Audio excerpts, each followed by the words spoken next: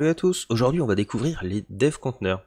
Alors je sais pas si vous avez déjà eu ce cas où en fait vous êtes avec un autre développeur dans une boîte ou sur un projet quelconque, et où votre projet fonctionne très bien sur votre machine. Le problème c'est que quand votre collègue va commencer à développer, en fait il a pas le même environnement, il a pas les mêmes librairies, il est peut-être sous Mac et donc t'as peut-être la version de Python de base qui est pas la bonne.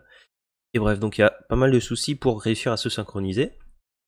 Et je viens de découvrir donc ce qu'on appelle les dev conteneurs. Alors, vous pouvez avoir ça sur VS Code, mais ça existe aussi sur IntelliJ et d'autres éléments. Donc, c'est une sorte de standard aujourd'hui. Vous avez un site web qui s'appelle containers.dev qui permet un peu de présenter toutes les configurations possibles. Donc là-dessus, vous avez pas mal de choses de disponibles. Et bref, donc sur VS Code, vous pouvez d'ailleurs le faire assez facilement. Vous faites chercher dev conteneur et vous pouvez rajouter un nouveau fichier de conf ou autre. Si moi j'ai déjà un projet donc avec dev conteneur, le projet il est assez simple. C'est un projet en Python.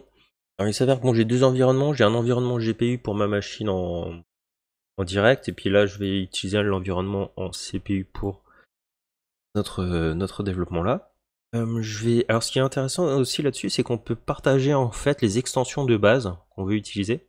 Par exemple ici, moi je peux avoir des extensions sur MongoDB, sur Thunder Client ou autre. Potentiellement on n'en a pas besoin pour le développement, donc on peut dire voilà, quelles extensions on veut avoir sur notre machine.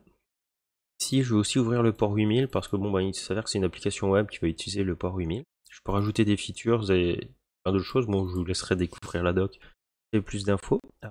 Pour démarrer en fait notre conteneur, qu'est-ce qu'on fait? On fait reopen in container.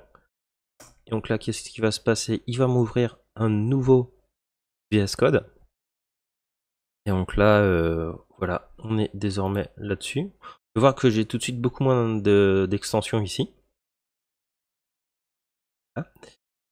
Donc bon, on a toujours accès à notre code, hein, et donc là, il faut se dire qu'on peut modifier tous nos fichiers directement, mais on est dans un conteneur, et on voit ici que il y a écrit dev conteneur Python 3.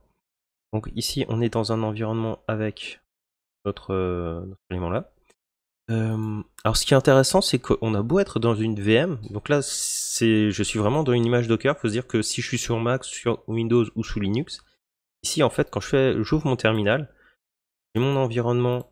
Alors il a directement reconnu qu'on est dans un environnement avec en plus UNV CPU, donc là j'ai vraiment accès à ma version de Python et installée sur ma machine, enfin sur la VM, pour l'image Docker quoi.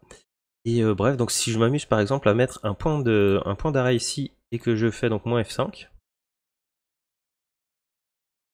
pour lancer un debug, qu'est-ce qui va se passer?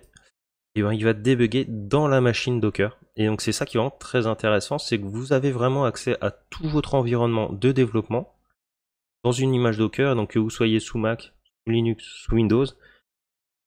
Du moment que vous êtes dans votre dev conteneur, en fait l'environnement sera le même pour tout le monde.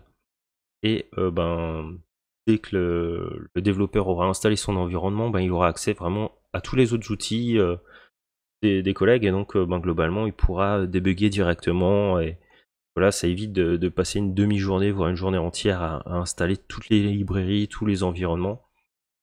Là, on peut voir que on est bien sur la ligne là. Je peux avoir accès à ma variable t. On voit que c'est un LLM chain. Toutes nos informations donc sur l'élément en question. On voit que il y avait un user in question qui est en fait notre paramètre ici. Donc ici, l'idée en fait de ce projet, c'est de créer une sorte de chatbot qui fonctionne sur Twitch et qui permet, en fonction des commandes, de pouvoir interroger une IA directement depuis le chat Twitch.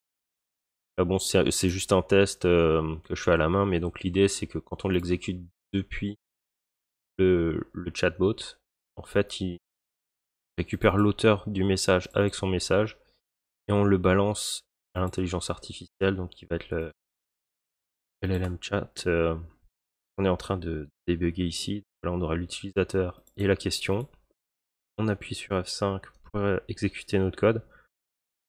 On attend un peu parce que l'IA, elle peut être un peu lente.